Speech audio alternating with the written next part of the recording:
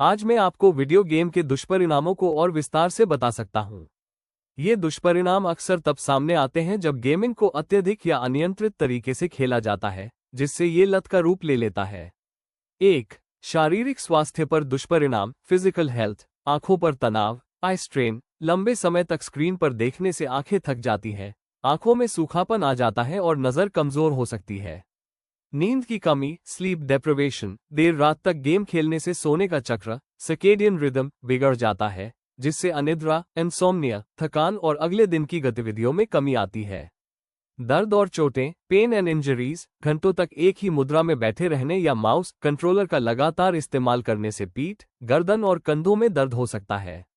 कलाई और हाथों में रिपीटेटिव स्ट्रेस इंजरी, आरएसआई, जैसे कि कार्पल टनल सिंड्रोम या गेम थंब की समस्या हो सकती है।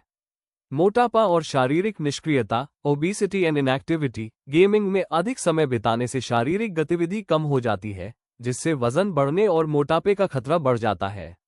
2. मानसिक और भावनात्मक स्वास्थ्य पर दुष्परिणाम। Mental and emotional health. Gaming की लत, गेमिंग एडिक्शन।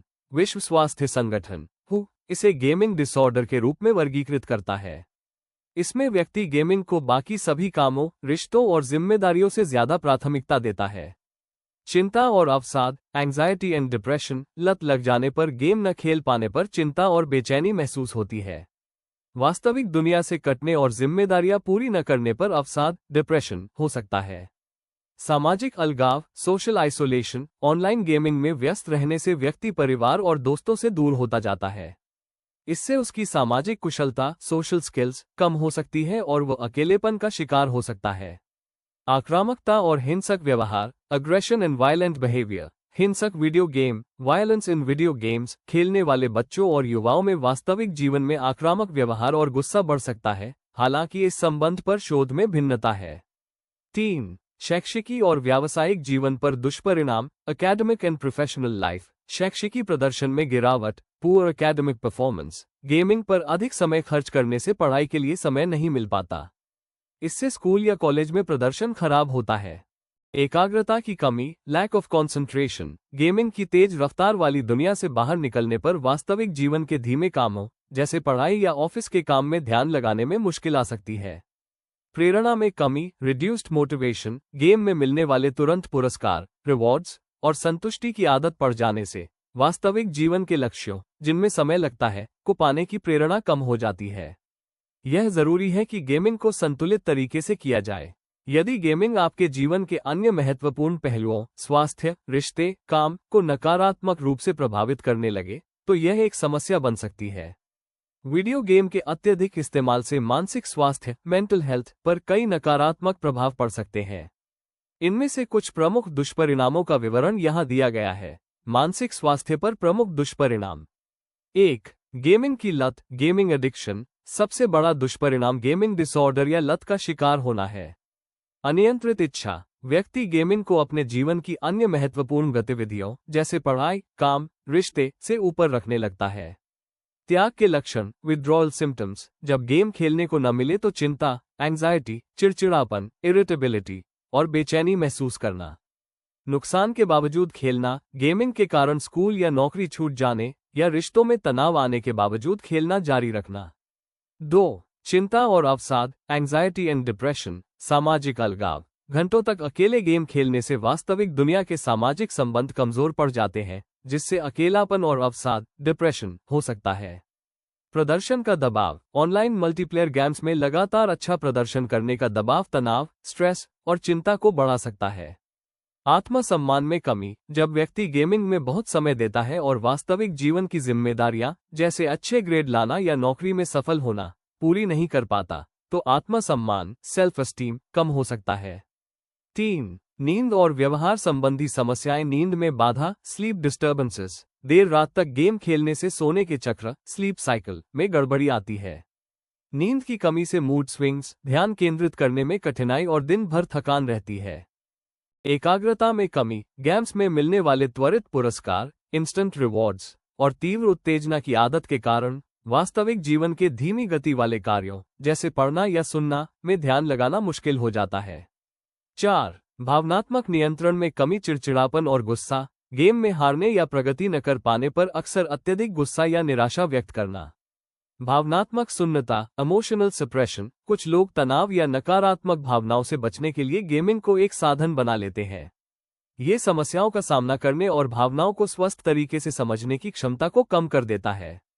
संक्षेप में, यदि गेमिंग एक शौक से बढ़कर बाध्यकारी आदत बन जाए, तो यह व्यक्ति की मानसिक स्थिरता और जीवन की गुणवत्ता को गंभीर रूप से प्रभावित कर सकता है। मानसिक स्वास्थ्य के दुष्परिणामों के अलावा, मैं आपको सामाजिक जीवन और अकादमिक करियर पर पड़ने वाले कुछ और महत्वपूर्ण नकारात्मक प्रभावों के बारे में बताना चाहूंगा, क्योंकि ये भी किसी व्यक्ति के जीवन को बहुत प्रभावित करते हैं। सामाजिक और संबंध, रिलेशनशिप्स एंड सोशल लाइफ पर प्रभाव। पारिवारिक और व्यक्तिगत संबंधों में तनाव। अत्यधिक गेमिंग के कारण व्यक्ति परिवार के साथ समय बिताना और सामाजिक आयोजनों में भाग लेना कम कर देता है। इससे मनमुटाव और अकेलापन बढ़ सकता है, क्योंकि परिवार और दोस्त महसूस करते हैं कि गेम उनके लिए आपसे ज्यादा महत्वपूर्ण है। सामाजिक कौशल में कमी, पुअर सोशल स्किल्स। गेमिंग की दुनिया के इंटरेक्शन, बातचीत वास्तविक दुनिया से अलग होते हैं। लगातार वर्चुअल दुनिया में रहने से व्यक्ति वास्तविक जीवन की बारीकियों को समझने और गैर मौखिक संकेतों, नॉन वर्बल क्यूज को पढ़ने में कमजोर हो सकता है। अन्य रुचियों से दूरी। जब गेमिंग ही एकमात्र शौक बन जाता है, तो व्यक्ति आउटडोर गेम्स, किताबें पढ़ना, कला या अन्य रचनात्मक गतिविधियों से दूर हो जाता है, जिससे जीवन का दायरा सिमट जाता है। अकादमिक और करियर, एकेडमिक एंड करियर पर प्रभाव। काम टालने की प्रवृत्ति, प्रोक्रेस्टिनेशन। गेमिंग अक्सर जरूरी कामों को टालने का आसान तरीका बन जाता है। इससे पढ़ाई या ऑफिस के काम समय पर पूरे नहीं हो पाते। वित्तीय समस्याएं, फाइनेंशियल इश्यूज। कई गेम्स में इन गेम परचेसेस, लूट बॉक्स या सब्सक्रिप्शन के रूप में पैसे खर्च करने पड़ते हैं। लत की स्थिति में व्यक्ति इन पर अत्यधिक पैसा खर्च कर सकता है, जिससे वित्तीय मुश्किलें खड़ी हो सकती हैं। करियर की संभावनाओं पर असर। पढ़ाई और पेशेवर जिम्मेदारियों को नजरअंदाज करने से करियर में पिछड़ने या नौकरी छूटने का जोखिम बढ़ जाता है। याद रखें, वीडियो गेम खुद में बुरे नहीं है। ये दुष्परिणाम तभी सामने आते हैं जब गेमिंग एक सीमित मनोरंजन न रहकर आपके जीवन का केंद्र बन जाए। संतुलन बनाए रखना ही सबसे जरूरी है। मोबाइल और गेमिंग की लत, एडिक्शन से बाहर निकलना एक चुनौती भरा, लेकिन पूरी तरह से संभव सफर है। इसके लिए इच्छाशक्ति, योजना और धैर्य की जरूरत होती है। यहाँ कुछ प्रभावी तरीके दिए गए हैं जिनसे आप मोबाइल और गेमिंग की लत से बाहर निकल सकते हैं। व्यवहार और आदत में बदलाव, बिहेवियरल चेंजेस। 1. समय सीमा निर्धारित करें, सेट टाइम लिमिट्स। सख्ती से पालन। अपने लिए एक निश्चित स्क्रीन टाइम तय करें। उदाहरण के लिए, दिन में केवल 1 घंटा, और उसका सख्ती से पालन करें। अलार्म का उपयोग। गेम शुरू करने से पहले टाइमर लगा दें। समय पूरा होते ही गेम तुरंत बंद कर दें। यह न सोचें कि बस 2 मिनट और।